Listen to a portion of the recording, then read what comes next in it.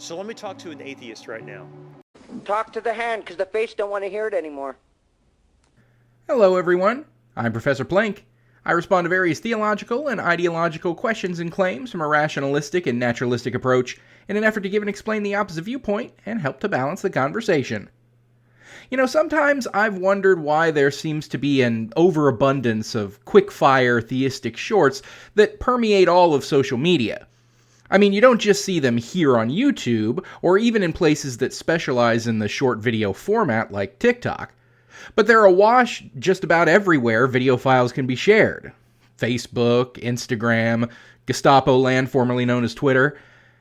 Given the philosophically and intellectually rigorous nature of religious belief, the kind that tends to lend itself to lengthy debates and, at times, arduously long rhetoric like you'll see on the pulpits every Sunday morning, why are so many people condensing their theistic points into tiny little bite-sized bits that express and explain exactly nothing and are about as persuasive as a smack in the head from a urine-covered sock, and about as pleasant as well? And I think there are a variety of reasons why so many engage in this kind of short-form proselytizing. For one, it's just quick and easy and, the path of least resistance and all that. Throw it together in 5 minutes, pop it up on social media, and watch the clicks roll in. For another thing, they're clearly made to be viewed by an already positively disposed, in total agreement audience who will get that instant dopamine hit from watching it and seeing that someone else agrees with their theistic view that they already have. Confirmation bias is a hell of a drug, after all. But then another, sometimes less talked about reason, is that when you get right down to it, defending religious belief is hard. It's really tough to make these kinds of things not sound ridiculous, like a 6,000-year-old Earth, or a global flood that killed everything except for the residents of one boat, who then had to repopulate the entire planet through rampant incest. Or splitting the moon in half and somehow that doesn't cause mass destruction on Earth. Or this one faith being right to the exclusion of all others because this book says so, and it has nothing to do with my having been born into a culture where this book is held as paramount above all other books that say that their faiths are superior. One has to be one hell of a slick snake oil salesman to make any of this sound plausible and get people to swallow it hook, line, and sinker. And frankly, a lot of people want to get into pushing their religious beliefs, but don't have the rhetorical skill to do so for anything longer than the time it takes to heat up a Hot Pocket. And so we get nonsensically silly short little videos by the hundreds. And it's some of those that we're going to be looking at today, and dispelling their dipshittery with another round of Creationist Cringe. But before we get to that, if you end up liking what you see in this video and would like to help out the channel, make sure to subscribe and click the bell so you'll always be notified when new content comes out. Check out my social media, including my Patreon and Twitter and Blue Sky, all linked in the description.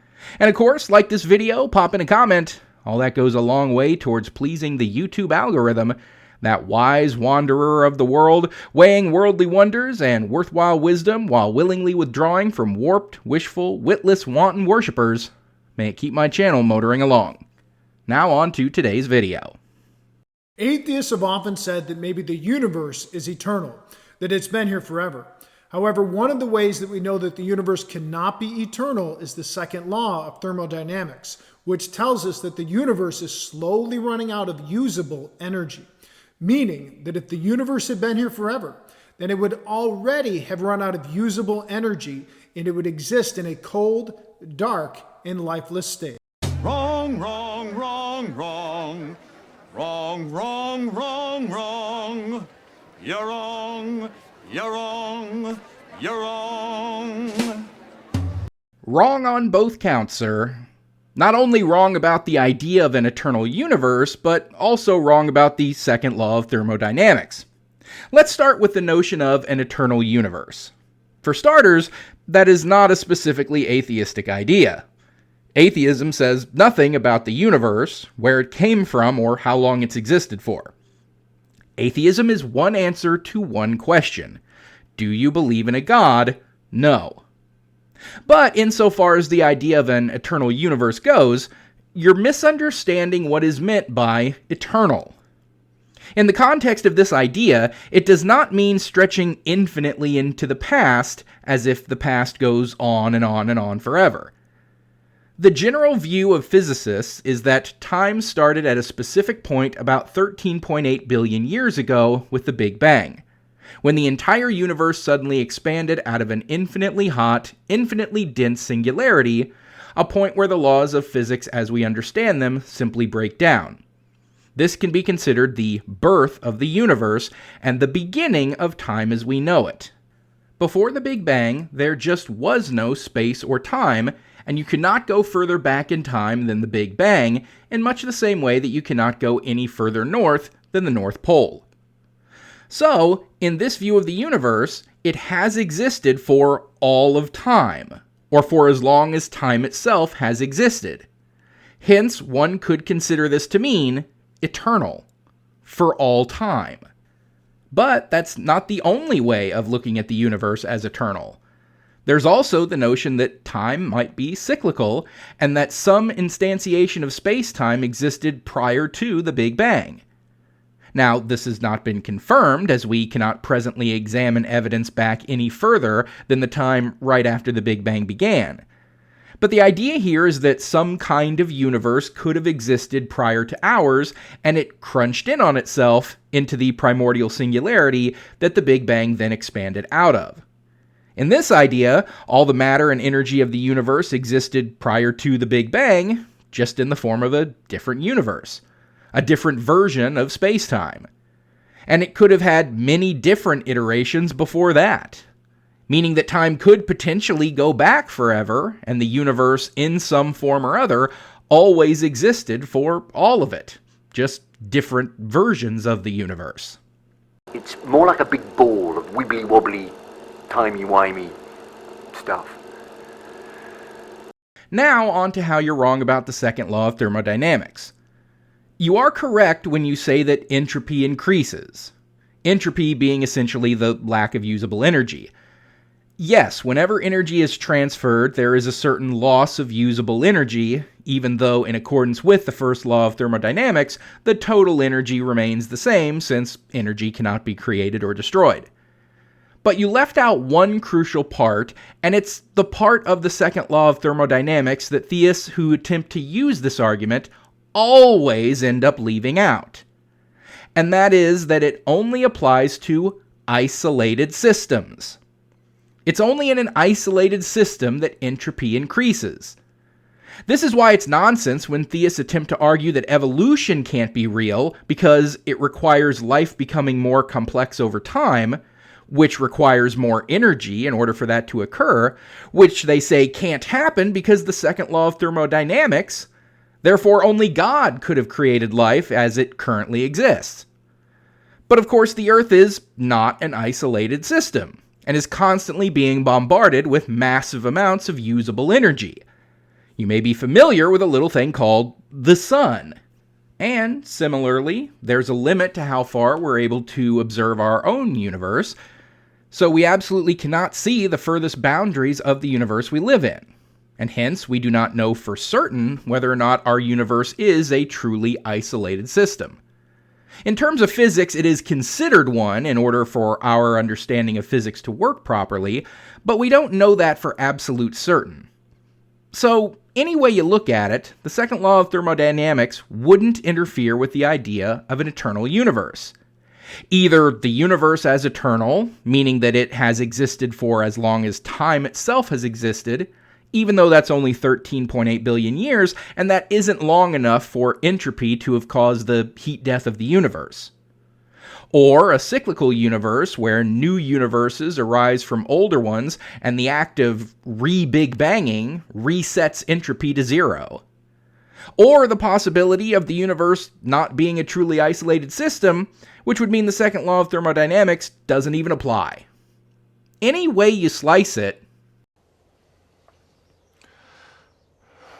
You don't know what you're talking about, do you? let's see what else we have to play with in the old creationist grab bag. 3 reasons we know God exists. Number 1, creation. You can clearly look around and see that an intelligent design deserves an intelligent creator. Number 2, mankind. Look at your body, your living organs, and everything that is involved with you. Every single thing on this earth has a creator. Why wouldn't you? Number 3, scientific evidence. A lot of people think that science goes against God, but instead that's not true. It actually coincides with God. And here's 2 bonus tips. Don't forget about all the artifacts that have been found and all the historical evidence that has been found. I would be hard pressed to say that there may actually be more evidence that God exists than you actually. And here is the perfect example of what I was talking about in my introduction. This guy's throwing out assertion after assertion, backing them up with absolutely nothing, offering no examples, no clarification, no explanation, no nothing. Just shoving these theistic tropes out there and then smirking at the end like he just utterly decimated the non-believers. And I imagine this car theist did it this way because, well, he didn't have anything to back any of his assertions up with. And hopefully because he, needed to get back to actually paying attention to the road and stop looking at his phone and making BS YouTube shorts while endangering the other drivers unlucky enough to be sharing the road with him. But he had 3 of the most common, tired, consistently answered, if not completely debunked, theistic talking points. His first was, essentially, look at the trees. He said, an intelligent design deserves an intelligent creator. Well, prove that there is an intelligent design. Because I sure don't see one. I see a planet that came about like all planets came about, through gravity and accretion, clumping stellar mass together bigger and bigger until it forms a planet. Then the natural processes that occur through things like chemistry, geology, meteorology, and many others eventually formed our atmosphere, land masses, and the general conditions of our planet, which were conducive to life. And the proper elements to form life were present, thus life formed, and then evolved, and eventually led to here and us. All of this is well understood, and there does not appear to be any intentionality, no intelligence behind any of it. And an unintelligent, natural formation needs no intelligent designer. That's one. Then his second reason is mankind. It's essentially an extension of the first reason. Instead of look at the trees, it's now look at your body. Same basic idea, insisting that it must be intelligently designed because it's complex. But much like how we know our planet could, and likely did, form naturally, and without any intelligent design or intentionality, the same is true of our physiology. Evolution is about one of the most well-substantiated scientific theories in the world, with mountains of hard evidence backing it up. From our sharing of DNA with literally every other life form on this planet, showcasing our common ancestry, to the myriad of transitional species within the fossil record testifying to our change over time, to our horribly mishmashed physiology replete with vestigial structures and just flat-out poor assemblage of parts, which dispels the idea of anything resembling an intelligent designer being behind any of it. Literally 100% of the evidence of our physiology points to its entirely natural formation. And then to say that everything on this planet has a creator, so why wouldn't you? Well, yeah, we do have creators. They're called our parents. They banged, and here we all are. Hey, that's strike 2. Then his third reason to know God is real is the most frustratingly buffoonish of them all. He says it's scientific evidence, but then neglects to give even one shred of that scientific evidence. At least with the other 2, he was giving half-hearted allusions to something tangible. Look at the trees. Look at your body. He didn't explain those points at all, but at least there was a hint of something there. But for the third one, look at, What, my guy? You can't say that there's this scientific evidence and then give none of it. Religion, speaking on behalf of God, says that the entire universe is only 6,000 years old. But simple geological evidence of our own planet dispels that idea, and the discovery of the cosmic microwave background radiation proves the universe is more in line with the actual 13.8 billion year age.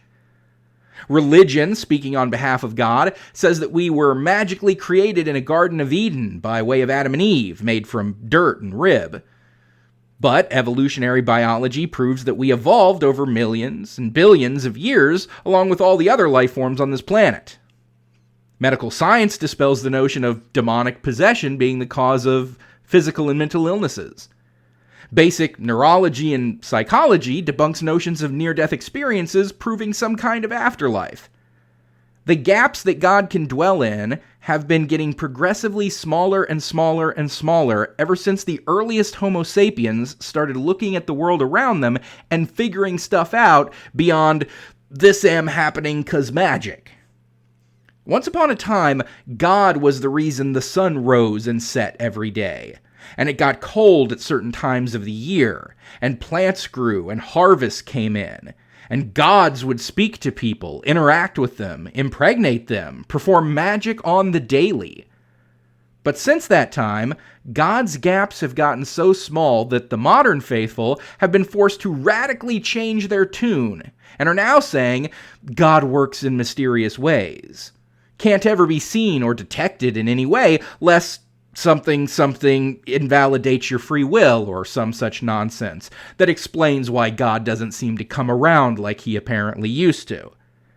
The only way your notion of God has survived the encroachments of science is by watering him down to a silent, invisible, intangible, divinely hidden, completely outside of time, space, and generally anything that we would consider to be, existence, but still totally real of an entity that you know exists because you feel it way down in your fifis.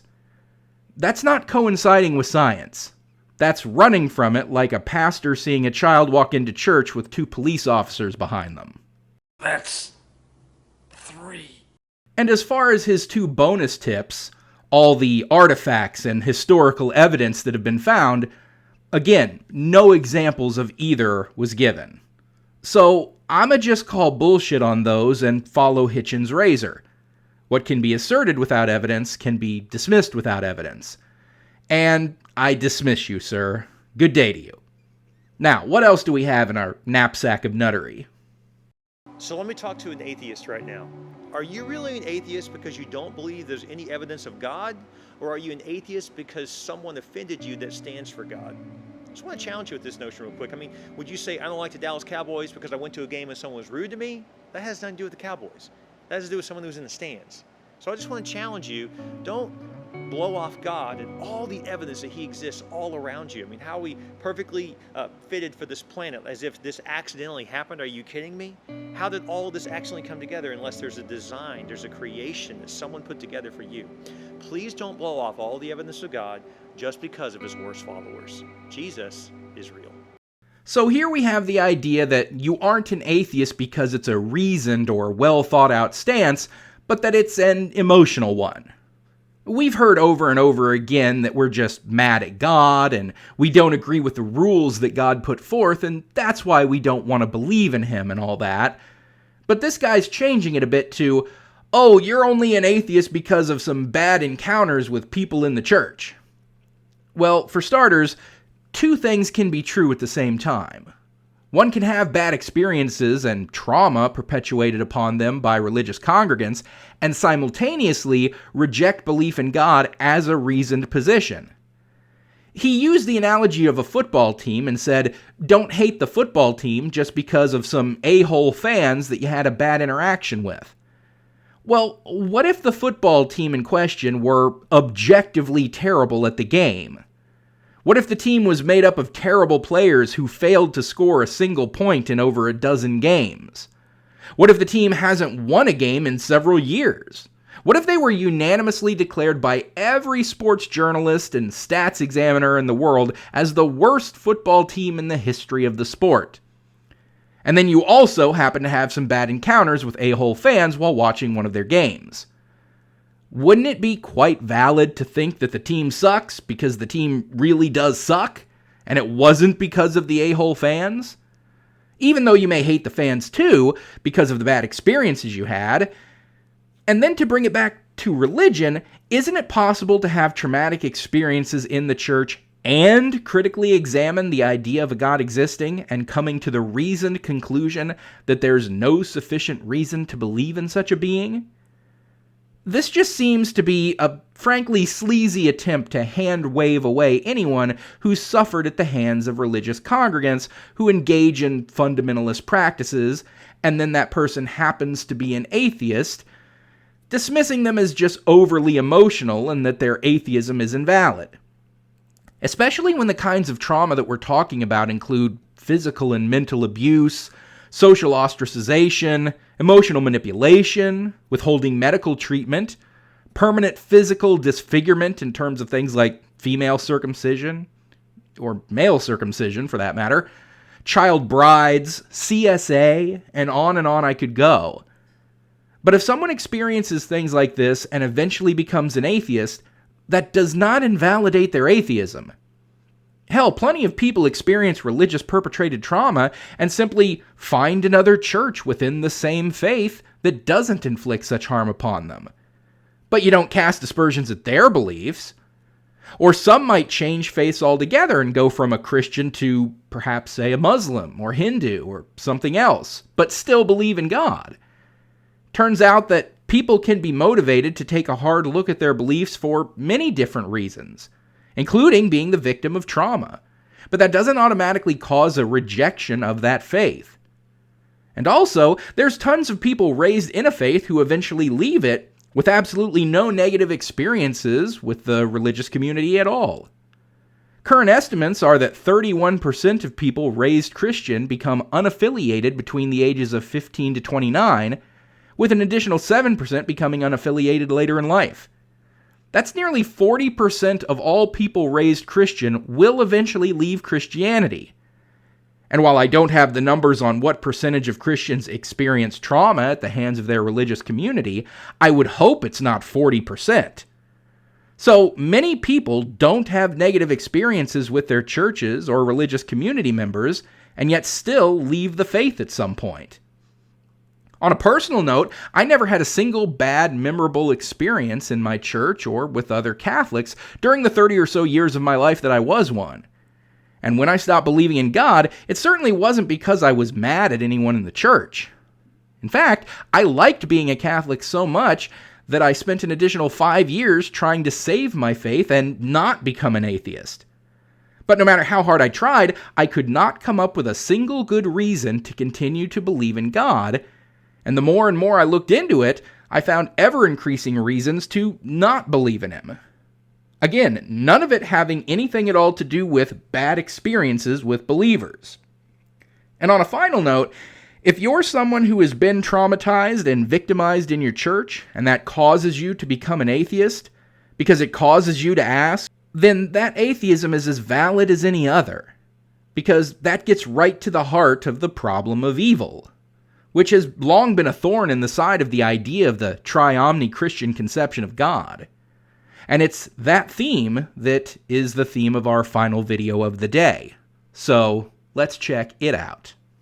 So how can God exist if the world is full of evil? That's a common question that atheists ask believers. But how about we flip the question on atheists? Why don't we ask atheists, what is your solution to evil? If there is a kid in a hospital who is on his deathbed, who has battled cancer for years, what does the atheist say to them? How does the atheist comfort them? Well, if the atheists were honest, all they could say is, well, bad luck, kid. You've experienced more suffering and more evil than most people, but that's just the way it shakes out and we all end up in the fertilizer pit. But if you're a Christian, you can say, no, there is a solution to evil. You can comfort that kid and say that there's a God who loves him, that offers him eternal life, and at the end of all of his suffering and evil that he has gone through, that there's eternal life, that if he puts his faith in Jesus Christ, he will go to heaven, and that there isn't nothingness after life. See, that is a true solution to the problem of evil. So when atheists have no solution to evil, and they just have to say bad luck, Christians have a solution to evil. They can point to God and say that there is justice, and say that evil never wins. But atheists have to admit that evil always wins. Subscribe if you agree. I think I get the point. No, I don't think you do. Way to completely miss the point of the problem of evil entirely. You say this is a Christian solution to the problem of evil, but then you don't actually deal with the problem of the existence of evil at all, and instead just deal with the fallout of the existence of evil. The problem is that evil exists at all in the light of what is supposed to be an all-powerful, all-knowing, all-loving God. So in your example, the problem isn't how are you going to comfort this sick child? The problem is, why is this child sick in the first place? Does the God you believe in have the power to make the child well? Does the God you believe in have the knowledge of how to make the child well? Does the God you believe in have the loving desire for the child to be well? If all of those things are the case, then the child should not have gotten sick in the first place.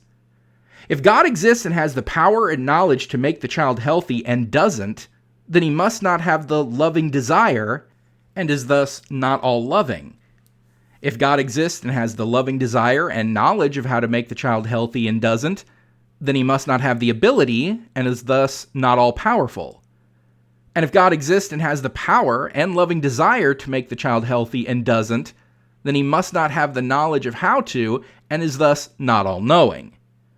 That is the problem of evil, not how would you comfort the sick child. And as far as that goes, no, I wouldn't just go up to the kid and say, "Hey, tough break, kid. You got AIDS. Here's a peppermint."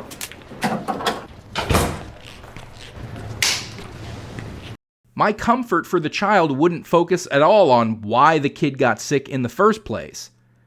And it was telling that in your scenario of what the Christian would do, you wouldn't either. You didn't say that, as a Christian, you would tell him that God made him sick for some such reason.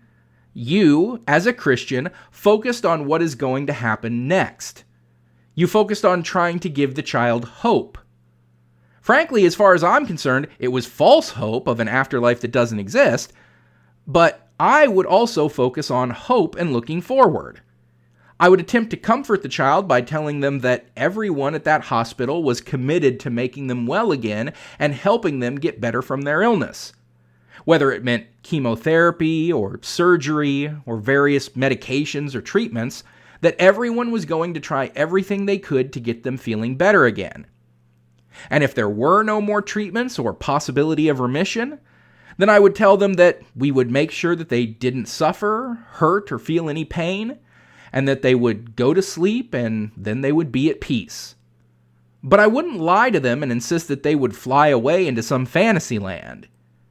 Basically, we would both be attempting to do essentially the same thing.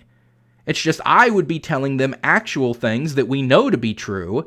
You would be telling them fanciful things that you hope turn out to be true, but have no sufficient reason to believe in, because it's easier to comfort with a fiction than it is to do so with fact. But at the end of the day, this entire video was a complete dodge of the actual problem of evil. You still have no justification for such things happening in the presumed existence of your tri-omni God. In the secular view, it makes perfect sense. Bad things happen, and the best that we can do is try to deal with it when it does. Hence the hospitals and medicine and caring, empathetic people who have devoted their entire lives to easing the suffering of others, like that child. But when Christian nonsense and putting it all in God's hands goes too far, you get cases like the 8-year-old girl who recently died when her Christian fundamentalist family withheld her insulin and just prayed over her dying body because they thought God would cure her diabetes. An easily manageable condition that this girl only died from because her parents put all their faith in a God that either doesn't exist or didn't care enough to heal her. Or the 6-year-old girl who died earlier this week in Texas, the first death in the United States due to measles in a decade, because she was unvaccinated by her fundamentalist parents who said that it was God's will that she had died from the disease. When it comes right down to it, not only does Christianity have no real answer to the problem of the existence of this kind of evil, but in far too many instances, It actually causes and compounds these evils that didn't have to happen in the first place. And that is the last of our certainly cringy creationist crap show for today. We started off with some misunderstandings of science, like the laws of thermodynamics, or basic misunderstandings of the usage of the word eternal in regards to the universe.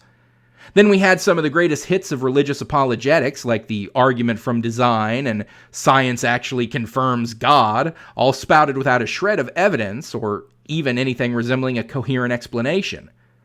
We had the notion that atheists are all just having an emotional reaction to bad experiences in the church, and therefore we aren't really serious about not believing in God, we're just having a temper tantrum. And then we ended with a solution to the problem of evil that not only wasn't a solution, but didn't even address the actual problem of evil to begin with. But as I said in the opening, when it comes to the like-minded religifans, who were the actual audience that these kinds of shorts are made for, they likely nodded, lauded, and applauded everything these shorts had to say, regardless of how empty and hollow their claims and lack of arguments were. And though they likely got the exact kind of feedback from the faithful that they were looking for, at least we can get some entertainment out of their silly attempts to rationalize their beliefs, and we had some fun with it. And so that is where we'll end things for today. So thanks for watching, everyone. Don't forget to like this video, comment, and subscribe so you'll always be notified when a new video comes out. Check me out on Twitter, Blue Sky, and Patreon if you'd like to support my work directly. My Teespring if you want some Plinky merchandise, all that link below in the description. Special shout out to Salvi Mike and Brianna Evans 180 for being my most recent super thankers here on YouTube. And with that said, until next time, I'm Professor Plink reminding you to keep striving for greater understanding. It's the best way to get wherever you want to go.